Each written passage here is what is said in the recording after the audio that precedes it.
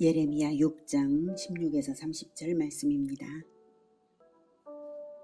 여호와께서 이와 같이 말씀하시되 너희는 길에 서서 보며 옛적 길, 곧 선한 길이 어디인지 알아보고 그리로 가라. 너희 심령이 평강을 얻으리라. 하나 그들의 대답이 우리는 그리로 가지 않겠노라 하였으며 내가 또 너희 위에 파수꾼을 세웠으니 나팔 소리를 들으라. 하나 그들의 대답이 우리는 듣지 않겠노라 하였도다. 그러므로 너희 나라들아 들으라. 무리들아 그들이 당할 일을 알라. 땅이여 들으라. 내가 이 백성에게 재앙을 내리리니 이것이 그들의 생각의 결과라. 그들이 내 말을 듣지 아니하며 내 율법을 거절하였음이니라. 시바에서 유향과 먼 곳에서 향품을 내게로 가져오면 어찌함이냐. 나는 그들의 번제를 받지 아니하며 그들의 희생제물을 달게 여기지 않노라. 그러므로 여호와께서 이와 같이 말씀하시니라. 보라, 내가 이 백성 앞에 장애물을 두리니 아버지와 아들들이 함께 거기에 걸려 넘어지며 이웃과 그의 친구가 함께 멸망하리라. 사랑하는 형제 여러분, 3월 22일 수요일 새벽 목상에 오신 것을 환영합니다. 예레미야의 두 번째 설교가 진행 중입니다. 5장에서는 남유다가 북이스라엘의 멸망을 목도했음에도 그 죄악을 답습함으로 유다가 심판당할 수밖에 없다는 것을 말했고요. 이제 6장 15절까지에서는 이방인을 통한 유다 침공으로 심판될 것과 심판이 취소될 수 없는 이유를 말했습니다. 예루살렘이 형식적 할례는 있으나 마음과 귀가 하나님의 말씀을 싫어하고 또한 말씀을 가르쳐야 할 책임자들이 말씀을 가르치기는커녕 근거 없이 평강하다 말하면서 백성들의 범죄가 고질적으로 되게 했다는 것입니다. 자, 지도자들도 그럼 어떻게 해야 할까 할 때 그 길을 16절에서 제시하십니다. 여호와께서 이와 같이 말씀하시되 너희는 길에 서서 보며 옛적 길 곧 선한 길이 어디인지 알아보고 그리로 가라. 너희 심령이 평강을 얻으리라. 하나님께서 자녀를 인도하시는 방법을 엿볼 수 있는 말씀입니다. 강제하시지 않고 자유의지로 선택하도록 하시되 권면을 곁들이시고 선택에 대한 책임도 있음을 알리시는 것입니다. 최초 인간 아담에게 선악과 언약을 주신 것부터가 그랬죠. 그러니 옛적 길 곧 선한 길이 어디인가 할 때 믿음의 선조들이 선택했던 바른 길을 본받으라는 말씀이죠. 바르게 간 사람을 따라가면 되는 것이니 어려울 것은 없어요. 그러면 너희 심령이 평강을 얻으리라. 얼마나 평안하게 권면하시는지요. 그런데 하나 그들의 대답이 우리는 그리로 가지 않겠노라 하였다는 거예요. 이스라엘은 굳이 청개구리처럼 반대로 한 것이죠. 타락한 본성이 발동하는 것입니다. 인간이 원래 이렇게 죄인인 것을 생각하게 합니다. 17절 내가 또 너희 위에 파수꾼을 세웠으니 나팔 소리를 들으라 하나 그들의 대답이 우리는 듣지 않겠노라 하였도다. 예, 파수꾼의 나팔 소리는 선지자들의 경고의 말씀을 뜻하는 것입니다. 파수꾼들은 적이 올 것 같으면 빨리 경계태세를 갖추라고 나팔을 불죠. 그 소리를 싫어하면 멸망이 있지 무엇입니까? 그런 것처럼 예루살렘 사람들은 선지자의 경고를 싫어해서 듣지를 않았습니다. 멸망을 면하는 것을 제시하신 것이 면하는 것을 제시하신 것이 결코 어려운 것이 아니었어요. 올바른 선조들의 길을 본받아라. 선지자들의 경고를 들어 반응하라. 그것만 하면 지도자들이 맹인이라 할지라도 멸망을 면할 수 있었는데 그게 안 된 거죠. 18절 그러므로 너희 나라들아 들으라. 무리들아 그들이 당할 일을 알라. 땅이여 들으라. 네, 유다 심판에 앞서서 열방 나라들과 땅을 증인으로 불러서 알리고 있습니다. 내가 이 백성에게 재앙을 내리리니 이것이 그들의 생각의 결과라. 그들이 내 말을 듣지 아니하며 내 율법을 거절하였음이니라. 네, 하나님의 말씀을 받은 자가 듣지 않고 율법을 받은 백성이 율법 준수를 거절했으니 이것이 그들의 생각의 결과, 즉 그들 자신이 선택한 대로 심판하겠노라 하시는 것입니다. 20절 시바에서 유향과 먼 곳에서 향품을 내게로 가져오면 어찌함이냐. 나는 그들의 번제를 받지 아니하며 그들의 희생제물을 달게 여기지 않노라. 네. 하나님은 이방 신처럼 값비싼 제물을 요구하시는 분이 아니십니다. 그런데 마치 뇌물을 바치듯이 원치도 않고 요구하지도 않는 시바의 유향, 먼 곳의 향품을 성전에 바치는 것은 외식적 행위이고요. 헛된 종교 열심일 뿐이죠. 우상 숭배적인 것이죠. 그래서 그러한 태도로 바치는 번제나 희생제물들을 받지 않으시는 것입니다. 하나님이 기뻐하시는 제사는 그리스도의 순종의 제사이고 그것에 연합되는 제사입니다. 번제단의 번제에 여타의 제사들이 연합이 되어서 하나님께 불살라 올라가잖아요. 상징적으로 바로 제사법으로서 그리스도와 교회의 연합을 가르치신 것인데 그것이 바로 참된 제사다 가르치신 것인데 그러므로 그리스도를 본받는 것이 하나님을 기쁘시게 하는 제사입니다. 예. 그리스도의 법도가 율법에 이미 주어졌지 않습니까? 이스라엘은. 그래서 그 율법에 나온 그리스도의 법도를 본받아 배우면 되는 것입니다. 다시 본질이 반복되네요. 옛적 길 곧 선한 길이 어디인가를 알아보고 본받아 따르는 것. 잘못이 있으면 파수꾼의 나팔 소리를 듣고 반응하는 것. 이것이 순종의 제사를 드린 그리스도를 따르는 것이고요. 그러한 삶의 자세를 갖출 때 그의 번제와 희생 제사를 받으시는 것입니다. 21절 그러므로 여호와께서 이와 같이 말씀하시니라. 보라 내가 이 백성 앞에 장애물을 두리니 아버지와 아들들이 함께 거기에 걸려 넘어지며 이웃과 그의 친구가 함께 멸망하리라. 네. 장애물은 아버지와 아들을 구해줄 수도 아버지가 아들을 구해줄 수도 없고 아들이 아버지를 구해줄 수도 없고 이웃도 친구도 구해줄 수 없고 모두가 함께 멸망할 수밖에 없는 그것입니다. 그것이 장애물입니다. 그 누구도 속수무책으로 멸망할 수밖에 없는 그런 심판을 장애물이라고 말했습니다. 그 장애물이 어떤 것인지를 22절부터 말합니다. 여호와께서 이와 같이 말씀하시되 보라 한 민족이 북방에서 오며 큰 나라가 땅끝에서부터 떨쳐 일어나느니 그들은 활과 창을 잡았고 잔인하여 사랑이 없으며 그 목소리는 바다처럼 포효하는 소리라. 그들이 말을 타고 전사같이 다 대열을 벌이고 시온의 딸인 너를 치려 하느니라 하시도다. 우리가 그 소문을 들었으므로 손이 약하여졌고 고통이 우리를 잡았으므로 그 아픔이 해산하는 여인 같도다. 너희는 밭에도 나가지 말라. 길로도 다니지 말라. 원수의 칼이 있고 사방에 두려움이 있음이라. 딸 내 백성이 굵은 배를 두르고 재에서 구르며 독자를 이름같이 슬퍼하며 통곡할지어다. 멸망시킬 자가 갑자기 우리에게 올 것임이라. 바벨론 군대가 포위했을 때 멸망 전야의 공포가 어떠할지를 묘사한 것입니다. 바벨론 군대를 사용하셔서 예루살렘을 멸망시킬 계획이시거든요. 여기서 그런데 그 아픔이 해산하는 여인 같도다. 그 아픔이 해산하는 여인 같도다. 그 다음 독자를 잃은 슬픔, 독자를 잃음같이 슬퍼하며 통곡할지어다. 이렇게 비유하신 것이 인상 깊어요. 왜 하필 산고에 비유하고 독자의 죽음으로 비유하신 것일까요? 이 비유는 마치 하나님의 고통을 너희도 체험해 보라 하시는 것 같습니다. 하나님께서 이스라엘이 진정한 이스라엘이 되도록 재탄생시키기 위해서 지독한 산고를 겪고 계신 것입니다.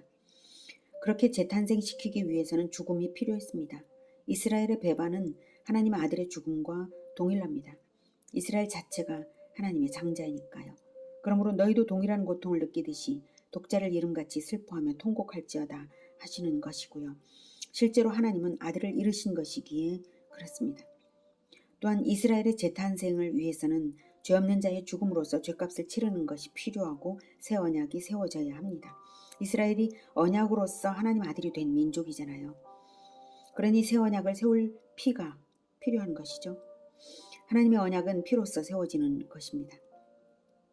그래서 이스라엘의 재탄생을 위한 새 언약을 계획하시고 이스라엘의 신실한 자들을 남기셔서 새 언약의 피를 흘릴 하나님의 독생자 예수 그리스도를 보내사 그의 죽음으로써 새 언약을 세우려 하신 것입니다.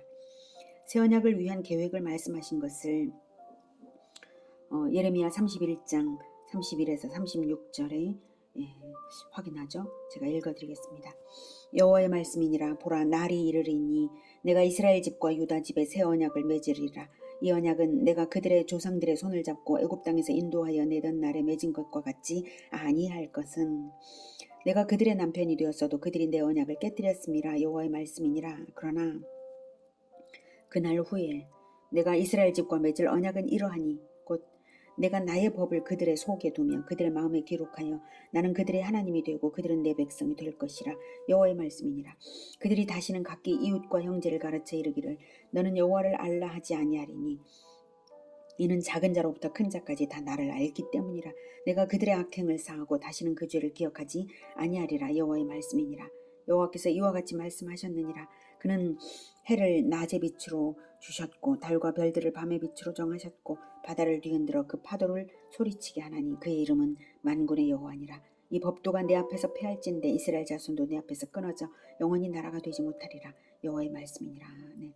이 법도, 그리스도의 법도가 하나님 앞에서 패할 수 없다 이 뜻이죠.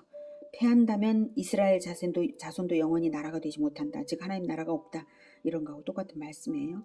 하나님 나라를 포기하지 않으시기 때문에 그리스도의 법도가 결코 패해지지 않도록 새 언약을 날이 이르면 새 언약을 세우겠다라고 하는 것입니다. 이 언약은 구약 이스라엘의 구약 선민의 그 언약과 다르다. 왜 어떤 점에서 다르냐면 성령을 주시는 언약이기 때문입니다. 그래서 내 법을 그들의 속에 두며 그들의 마음에 기록하여서 나는 그들의 하나님이 되고 그들은 내 백성이 될 것이라고 말씀을 하신 것입니다. 성령을 주시기 위해서 하나님께서는 새 이스라엘로 거듭날 믿음의 사람들을 위하여서 하나님의 아들을 죄값으로 치러내셨습니다. 그리스도의 십자가, 부활, 그리고 성령 강림으로 이루어지는 일련의 놀라운 사건들이 바로 이렇게 계획되었던 것입니다. 그래서 선민이 겪을 고통을 먼저는 선민이 고통을 겪으면서 산고를 치러야 되죠. 그래서 그 고통을 산고와 독자를 잃은 애통으로 비유해서 그래서 통곡하라 라고 하신 것입니다. 그렇다고 이스라엘이 하나님의 그 계획을 알까? 예. 그렇다면 알 수 있습니다. 알 수밖에 없도록 이미 하나님은 율법의 제사법으로 대속의 법을 세우셨고요. 그리스도를 예표하는 수많은 규례들을 주셨고요. 선조들의 옛적 길 곧 선한 길을 보면 그리스도를 알 수 있도록 많은 교육적 장치들을 이미 주셨습니다. 구약 선민 이스라엘은 마치 아버지의 신용카드를 사용하는 아들처럼 아직은 지불되지 않은 시점에 결제 대금이 지불되지 않은 시점에 물건을 구입할 수 있잖아요. 그런 것처럼 그 혜택을 누려왔던 것이고 신약교회는 이미 지불된 독생자의 피로 말미암아서 환히 밝혀진 복음의 축복을 누리는 것, 이것이 다를 뿐입니다. 이미 지불되기 전이냐 지불된 후냐 이것이 다를 뿐 구약 선민과 신약의 교회는 동일하게 그리스도의 그 대속의 피로 말미암은 그 축복과 구원과 축복을 누려왔던 것입니다. 구약 선민 이스라엘은 자기들의 율법과 전통과 역사 자체에 거기서 그리스도를 배웠습니다. 신용카드를 제공받았으면 믿고 사용하면 되듯이 이스라엘은 그렇게 사용은 하면서도 그런데 문제는 그리스도의 길을 따르지 않아서 언약을 배반한 것입니다. 그것이 아들의 죽음이죠. 하나님은 모든 것을 제공하셨지만 구약 이스라엘은 부도난 수표나 마찬가지였습니다. 그래서 아버지는 독생자의 죽음을 예약하고 새 언약을 세우실 것을 선언하사 새 언약으로서 새 이스라엘을 배태하고자 산고를 겪도록 결정하신 것입니다. 27절. 내가 이미 너를 내 백성 중에 망대와 요새로 삼아 그들의 길을 알고 살피게 하였노라. 그들은 다 심히 반역한 자며 비방하며 돌아다니는 자며 그들은 놋과 철이며 다 사악한 자라. 불묵불을 맹렬히 불면 그 불에 납이 살라져서 단련하는 자의 일이 헛되게 되느니라. 이와 같이 악한 자가 제거되지 아니하나니 사람들이 그들을 내버린 은이라 부르게 될 것은 여호와께서 그들을 버렸음이라. 이와 같이 악한 자가 제거되지 아니한다면 그들은 내버린 은이나 마찬가지가 된다. 이런 말씀이죠. 이 부분은 하나님께서 예레미야 선지자에게 주신 말씀입니다. 여기에서 내가 이미 너를 예레미야를 내 백성 중에 망대와 요새로 삼아 그들의 길을 알고 살피게 하였노라 하시는 거죠. 이스라엘을 은이 함유된 금속이라고 할 때에 은을 얻기 위해 재련하는 과정이 필요한데요. 그 과정에서는 납을 함께 넣어서 풀목불을 가열하는데 은을 재련할 때는요. 그러면 납은 금속의 불순물을 품고 아래로 가라앉게 된다고 합니다. 그런데 금속의 이물질이 너무 많아서 재련이 완전하지 못하면 열을 계속 더욱 가하게 되고 결국 납은 산화되어 버리고 재련은 실패한다고 합니다. 그러면 납도 잃고 은도 잃고 다 잃는 것이죠. 그처럼 이스라엘을 다 잃게 될 위험까지 감수하면서 이 심판을 작정했노라고 하시는 말씀이죠. 그런데 예레미야를 내 백성 중에 망대와 요새로 삼아 그들의 길을 알고 살피게 하였노라 라고 말씀을 하시는 거예요. 예레미야의 말씀 선포를 듣고 예레미야 공동체 안으로 들어오는 자들은 자기의 길을 감찰받으면서 심판에서 구원받게 요새 안에 들어왔으니까 요새 안에 들어온 자들처럼 심판에서 구원받게 하셨다라는 말씀입니다. 여기서 예레미야는 그리스도의 대리자로서 서 있는 것입니다. 하나님께 이 말씀을 이 언약을 받고 있는 것입니다. 예레미야의 말씀 안으로 들어오는 자들만 남은 자가 될 것이라는 말씀입니다. 지금도 동일하게 그리스도의 진리 안으로 들어오는 자들만 끝까지 남은 자가 될 것입니다. 예레미야에게 하신 말씀은 그리스도를 향하여 주시는 하나님의 소명이고 사명이고 언약입니다. 그것을 이미 그렇게 하셨다. 이미 너를 내 백성 중에 망대와 요새로 삼아 이미 그렇게 하셨다는 것은 옛적 길 곧 선한 길로서 이미 제시되었고 작정된 길이라는 말씀입니다. 그리스도의 길은 좁은 길이지만 옛적부터의 오직 그 생명길이었습니다. 심판을 거쳐서라도 자기 백성을 새 이스라엘로 건져내고자 하시는 하나님의 열심은 하나님의 아들을 죽기까지 내어주시면서 이루셨습니다. 우리의 심판을 예수님이 당해주셨으니 우리는 그 옛적 길 선한 길 요새요 망대가 되시는 그리스도의 생명길 그 좁은 길을 좁지만 그저 따라가기만 하면 될 일입니다. 아무리 좁아도 따라가는 건 쉽습니다. 오늘은 산고를 겪으시며 독자의 죽음을 애통해 하시면서 아들을 내어주신 하나님을 만났습니다.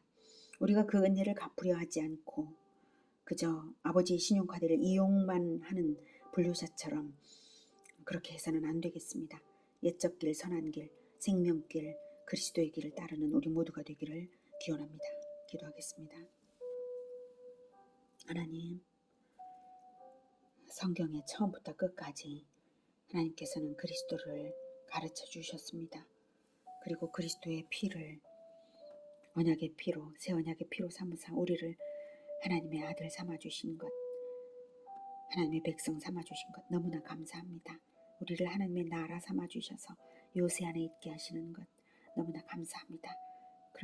그러니 우리가 그리스도의 요새 밖으로 결코 나가지 않고 오직 그 길만 따르겠습니다. 주님 도와주시옵소서.